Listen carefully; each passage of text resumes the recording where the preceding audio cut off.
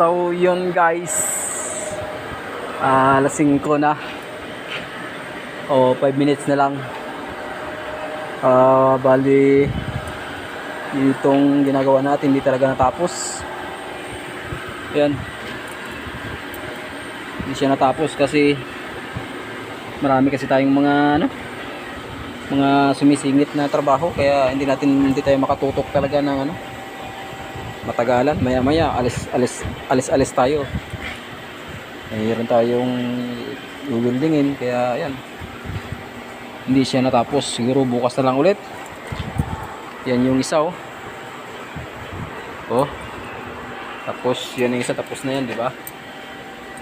Bukas na lang siguro guys, tingnan natin bukas kasi 1mm na lang yung babawasin natin dun. Matatapos na yung mga alas 9, tapos salang na natin ulit yung pangatlo. Okay guys, see you tomorrow, bye.